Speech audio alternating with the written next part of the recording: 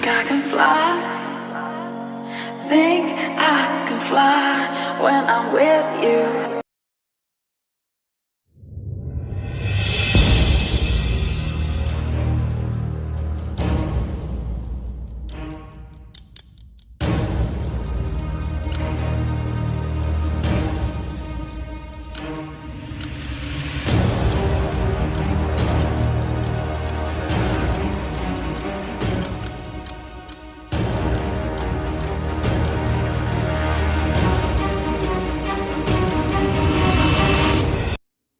Assalamualaikum warahmatullahi wabarakatuh. Perkenalkan, nama saya Ibnu Al-Ghazali, NIM 1810201157 dari Prodi Keperawatan. Nah, di sini saya akan menjelaskan tentang apa itu korupsi. Nah, sekarang kita baca sama-sama apa itu korupsi.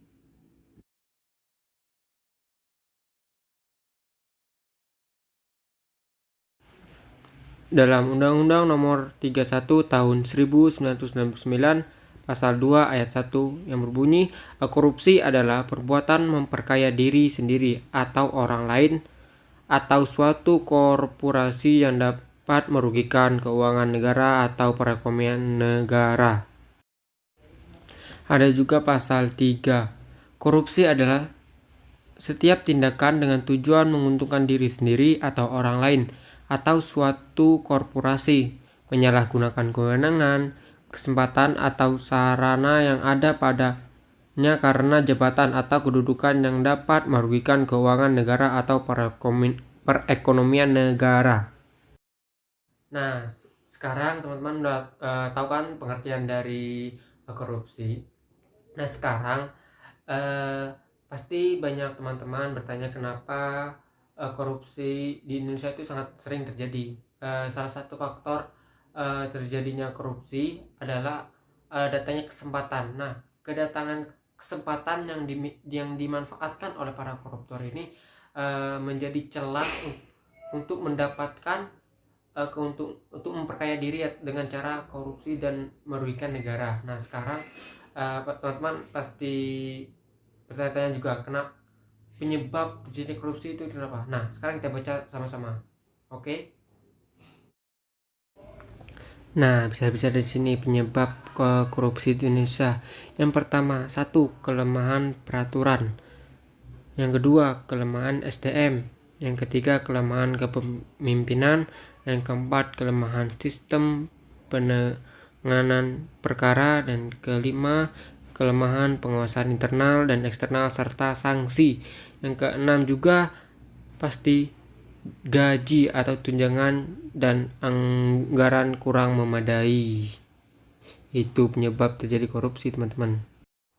Korupsi juga gak selalu terjadi di negara, dan korupsi juga bisa terjadi di lingkungan masyarakat, mahasiswa juga dan pelajar juga.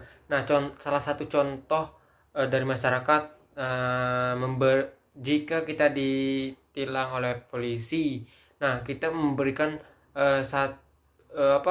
uang untuk ke polisi agar tidak ditilang. Nah, itu juga termasuk dalam yang namanya korupsi. Dan juga untuk mahasiswa atau pelajar, contoh perilaku korupsi juga sama seperti kita titip absen. Nah, pasti teman-teman juga sering titip absen. Nah, sekarang kita bisa meninggalkan perilaku tersebut karena itu tidak baik. Oleh sebab itu kita harus menanamkan jiwa anti korupsi. Seperti yang pertama, menetapkan nilai kejujuran di diri. Yang kedua, rasa kepedulian. Yang ketiga, kemandirian. Yang keempat, kedisiplinan. Yang kelima, rasa tanggung jawab. Yang keenam, kerja keras. Dan yang ketujuh, keberanian dan keadilan. Nah, sebagai mahasiswa kita harus menanamkan rasa anti korupsi ini. Agar kenapa? Supaya nanti kita kedepannya bisa terjauhi dari sikap korupsi ini. Jadi diharapkan teman-teman bisa juga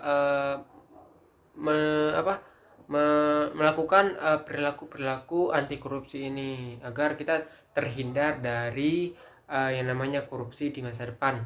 Nah, mungkin cuma itu yang bisa saya sampaikan. Kurang lebihnya mohon maaf. Saya akhiri. Assalamualaikum warahmatullahi wabarakatuh.